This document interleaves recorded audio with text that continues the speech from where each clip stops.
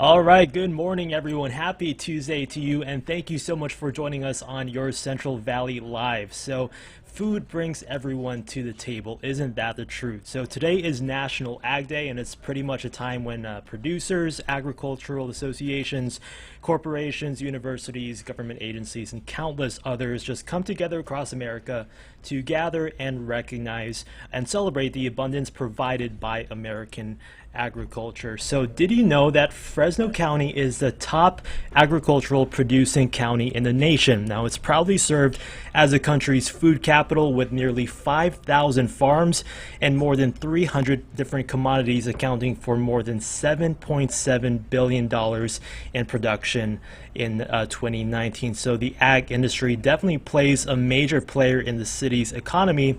And joining us now to talk more about the importance of this day locally, joining us live is Mr. Ryan Jacobsen with the Fresno County Farm Bureau. Thank you so much for your time today, Ryan. Thank you so much for having me on this very important day for us farmers and ranchers. Of course. So the city of Fresno recently recognized National Ag Day with a proclamation at a recent council meeting. So why are American farmers, ranchers, and horticulturists so important, especially now? Well, here in the Central Valley, I think it takes on special meaning just because this is the basis of our economy, and we're so integrated to the local communities, whether big cities, small cities, the rural towns. We really do have just a symbiotic relationship. The health of our local ag economy is truly the health of our local communities here, and agriculture plays such an important role. When I talk about the importance of agriculture, you can talk numbers all day, but when you start talking like the 8 Valley counties together, would be the second largest state in the nation behind California as a whole. It just gives the picture that ag is just big here. I mean, most people don't recognize, we take it for granted what we have here in our backyard, but when you compare it to what's going on throughout the rest of the nation, we have something very special. It's very likely every single American has something that originates within 100 miles of where I stand right now on a daily basis. And so it's really remarkable, and it just, when we talk about National Ag Day, it's just a day to reflect and really pause to say thank you to those incredible farm employees, the farmers and ranchers who bring us that reliable, affordable food supply every day. Right, and I was just thinking that most of us are familiar with the biblical promised land, right, which is a land flowing of milk and honey, and we really live in the closest thing to that, right? So over 300 different crops are grown in Fresno County, but there are several factors that put us in danger of losing this farming paradise. Now, going into some of the issues hitting farmers, especially hard in the region, is the allocation of surface water in reservoirs, and despite a few strong storms in the early part of the year, much of California is still in moderate to extreme drought conditions. So how does this affect our farmlands and our farmers? Yeah, so really food does grow where that water flows. And in this particular case, here in the San Joaquin Valley, we are essentially on average, we receive less than 11 inches of rain per year. The only reason that this desert blooms is because of that Sierra Nevada snowpack above us and up in Northern California. And it's been very troubling this year. We have had very few storms. We had that really good one in late January. Besides that, we've had a few smaller ones, but we just haven't had that snowpack built up in the Sierra Nevada. So on the eastern side of our county, the tributaries that feed the Kings River and go into the San Joaquin River, I mean, we're looking at anywhere from a possible 40 to 50% water a year, and that's dependent upon what we have forthcoming, over the course of the next couple of weeks and month. But when we look on the western side of Fresno County, that water originates up in Northern California. It's impounded in Shasta, and then it makes its way through the Sacramento, San Joaquin Delta, and then down the farms and cities in the southern part of the state. Unfortunately, right now, those farmers are facing a 5% water allocation, and 5% that may go away if we don't see a change in the situation soon. So we are very, very in dire straits right now as far as what our water allocations are looking like for the upcoming year, and really hoping things turn around for the better, because we are going to see a shortage of plantings taking place if we don't see a correction. Right, and those are just staggering numbers, right? Because without water, they can't grow anything. So some farms had to rely on groundwater when allocation from surface water was scarce.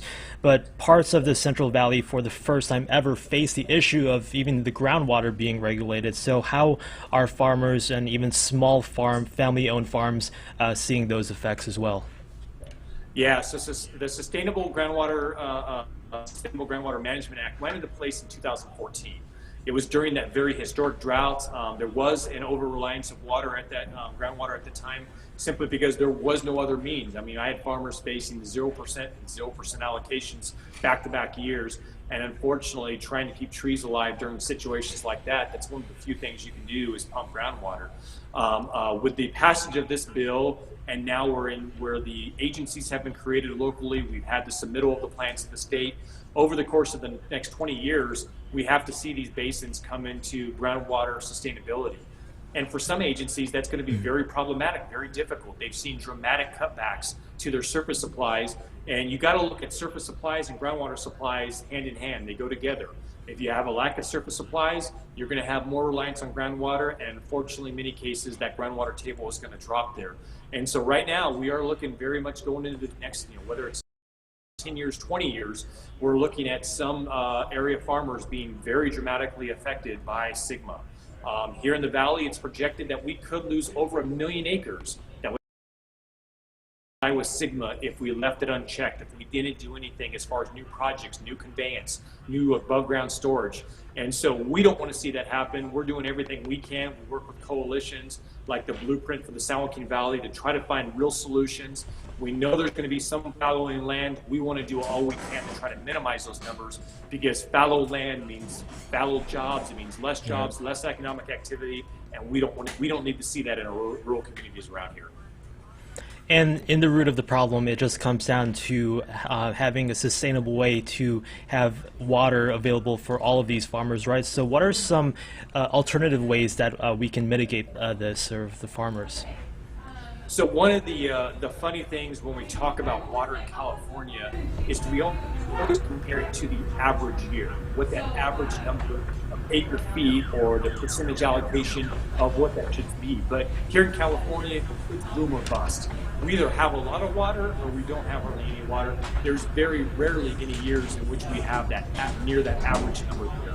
We have to do more to take advantage of the water when it does come to those boom years. 2017, 2019 were monumental water years. We need to do a better job of trying to capture that water when available. It's a combination of above ground storage, it's below ground storage, conveyance, the ability to move water where it's needed. The infrastructure of this state of California was built in primarily the 50s, 60s, and 70s, and we really haven't improved upon it. Our population has more than doubled during that time. Our ag economy, while the amount of water that we use has actually shrunk over time, we actually grow double the amount of agricultural output that we used to do. And so we're trying to use every precious drop as to its greatest ability, but we still have to invest in infrastructure to get it times. And in addition to that, we just need to continue to make sure that we do conserve where we are able to conserve. Here in agriculture, here on the western side of Fresno County, they truly are some of the technological leaders in the world when it comes to water technology. We'll continue to do better and better things with that, and we want to make sure we grow as much crop per drop as possible. And so for us, we continue to invest those dollars in partnership with the state of California, in partnership with the federal government, so that we are able to try to create additional water supplies through those savings. Right, and hopefully that technology just expands more and more in the coming years, right? But the problems didn't stop there. Now, since the pandemic, how has the coronavirus affected the ag industry financially? Yeah, so right now we just, all of us here recently, I don't know if the right word is celebrated, but we all marked the 1-year anniversary of when the shutdowns began to occur. And there was a combination of it affected us dramatically in agriculture. At the same time, we continue to show up to work. And I say that in the sense that overnight, our markets were shuttered. We saw retail establishments, restaurants, schools, and all those types of institutions that rely upon our agricultural commodities were shuttered. And now we went from a majority of people buying their food prepared from outside the home to now preparing it inside the home and needing to get that food from grocery shelves. And so we saw, panic buying. We saw grocery shelves emptied within 2-3 week period. As a farmer, I was never concerned about those shelves being refilled, but for a temporary time, I mean, there was a lot of concern, a lot of people that were just very, very concerned about where their food was going to come from. Over time, California agriculture, American agriculture, over the course of this past year, showed up to work every day, continued to farm, continued to make sure that we filled those shelves, and continued to make a reliable food supply. But we did see the shuttering of our export markets that really made a big difference, because we are very dependent here in California agriculture for exports, because we grow more than we can domestically consume, and so we need to make sure that we have those export markets open. Well, a lot of ports shut down, their restaurants shut down, and so there was a big change in demand for a lot of these products that just kind of fell overnight. And so we are fortunate that a lot of that has slowly begun to gain some ground back, but it hasn't happened easily, it hasn't happened overnight, and so we continue to try to come back, and we're hoping that as we get to this next busy harvest season, which is quickly approaching, typically in May through June, we really start to ramp up here in the Valley, and then our busy months are June, July, August, and September. We're hoping as that busy time and all those crops coming off, that a lot of these markets will be back fully established and will continue to buy our products as they were pre-pandemic. Right, and all comes down to putting fresh produce on American tables, right? What are some of the most common crops being brought up here in the Central Valley? Yeah, so here in the San Joaquin Valley, we have a ton of different ones here in Fresno County. Almonds is our #1 crop, and it's not a surprise that it's our only billion-dollar crop in Fresno County, because it's such a tremendous base of our ag economy here, and you'll see that through a lot of the other agricultural counties throughout the valley here as well. So very, very important crop. Our #2 crop here in Fresno County is grapes. That includes wine, raisin, and table grapes. I think most people know the important relationship of the raisin here in the valley. It's really what helped to transform this valley into the ag mecca we see today. And so raisins are still important. Grapes overall still important. Wine is, when I talk about wine grapes, a lot of people don't even know that we grow wine significantly here, let alone that 70% of California's wine grapes are grown here in the San Joaquin Valley. So an important crop here. But there's a lot of other things that people sometimes forget about the importance of what this area has. And everything from milk. 1 in 5 glasses produced in the U.S. is produced here in California. Tulare, right south of us here, is the #1 dairy county in the nation. We have a very important beef industry. We have a lot of beef that is raised on these foothills on both sides of us, on the western side and eastern side. Poultry, it's a crop here. Chickens, turkeys, ducks, we grow a lot of those. We do a lot of fresh fruits and vegetables, peaches, plums, nectarines, to citrus, to garlic. I mean, believe it or not, 2/3 of the nation's garlic is grown in Fresno County. A lot of people think it's that other county over towards the coast where they have the processing plants, but a lot of it's grown here, most of it's grown here in Fresno County. When you talk about peaches, people think of Georgia as the peach state.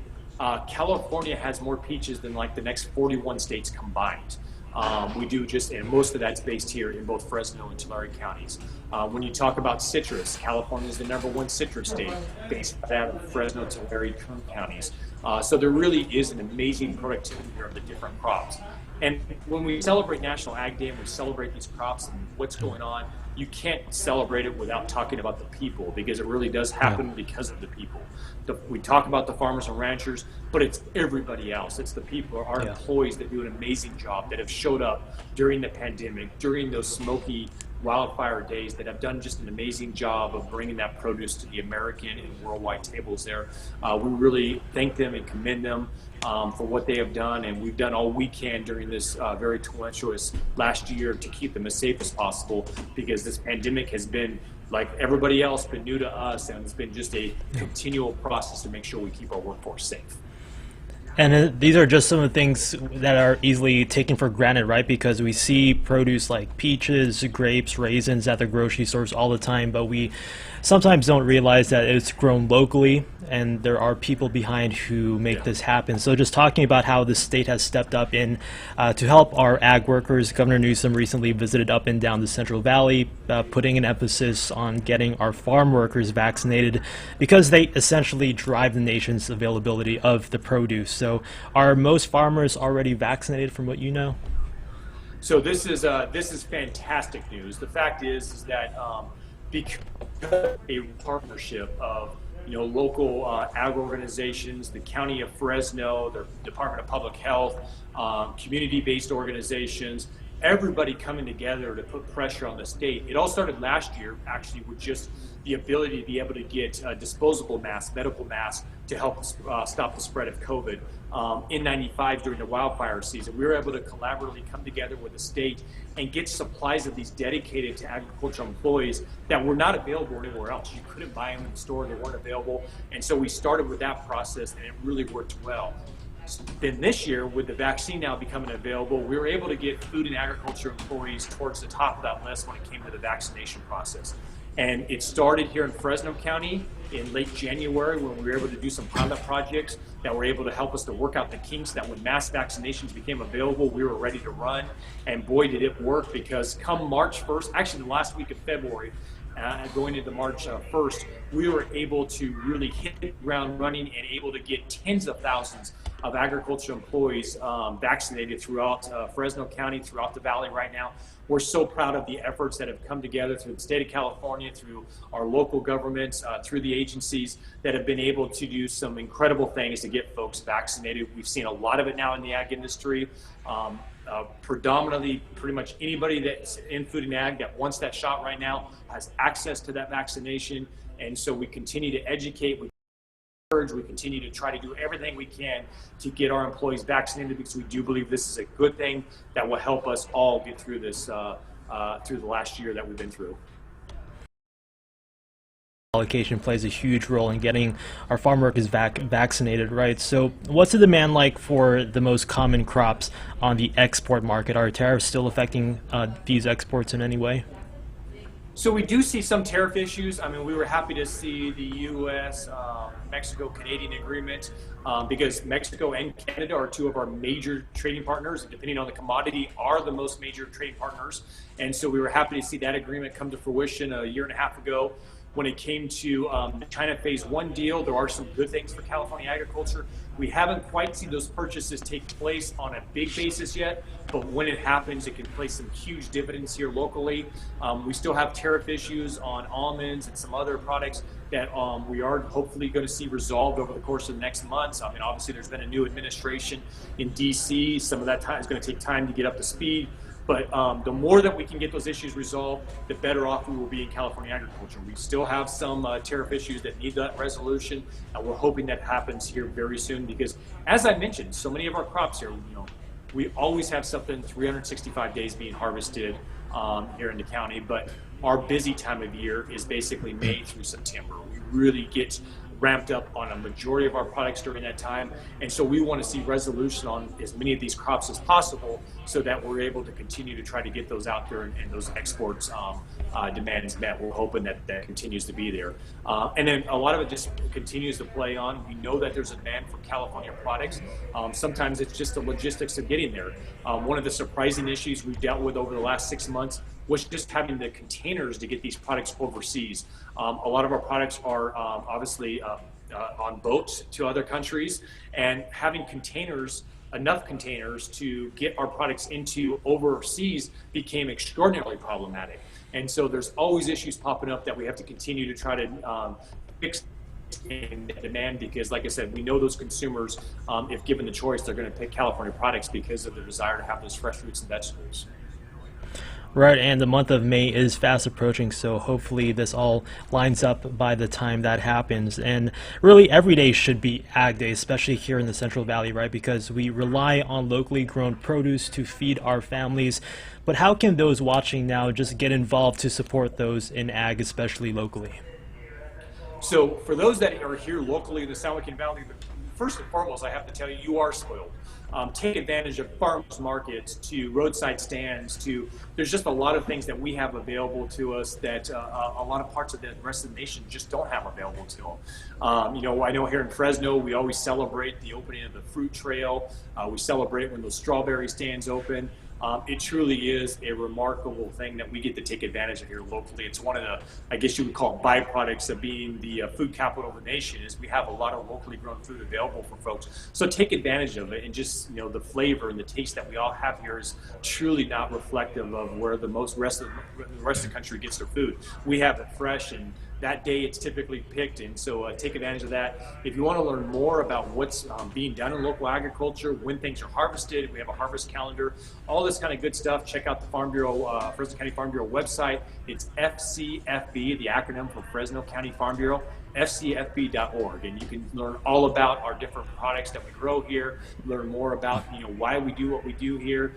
It's really a remarkable feat that our farmers and ranchers help to feed a majority of this nation and this world. So many products that are grown here are either only grown here or primarily majority grown here, and we need to really celebrate that. When you think of, you know, when you think of the sunshine state of, you know, Florida and tourism, and you think of what goes on, automobiles are made, and, you know, politics in DC, when you talk about Fresno, California, when you talk about the San Joaquin Valley, you should be thinking food, because if you have a pizza in Chicago or New York, it's most likely that tomato sauce originated here in Fresno County. It's most likely that cheese originated here in the valley somewhere. I mean, it's really amazing that some of these really classic food dishes that are throughout the world and throughout this nation, a lot of the ingredients originate right here in our backyard.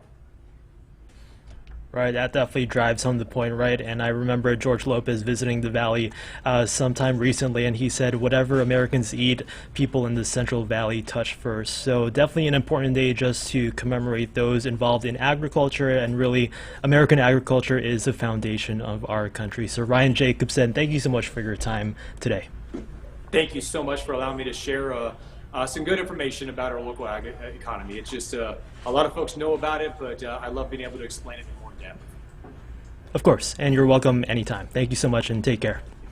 All right, so far the U.S. has issued 90 million stimulus checks, and part of the $1.9 trillion relief package focuses on a select group of people. This includes disadvantaged farmers. So reporter Annabelle Thorpe spoke with a farmer to talk about this impact.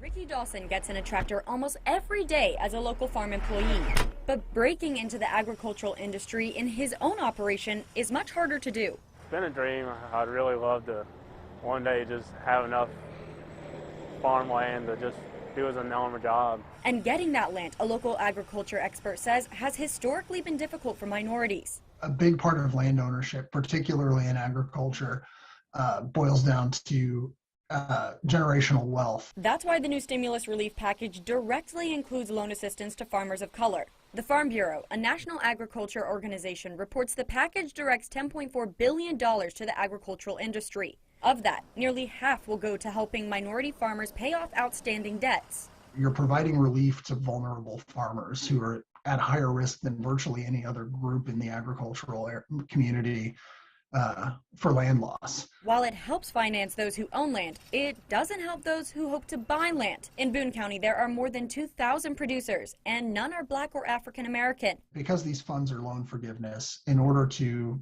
access this program, you have to already own land. All right, so with that being said, just go out and support your local farmers. Agriculture is the backbone of a healthy and prosperous nation, made possible, of course, by the hard work of America's farms and farming families. American agriculture brings everyone to the table. Well, that will do it for us here on Your Central Live. Take care, everyone. Stay safe.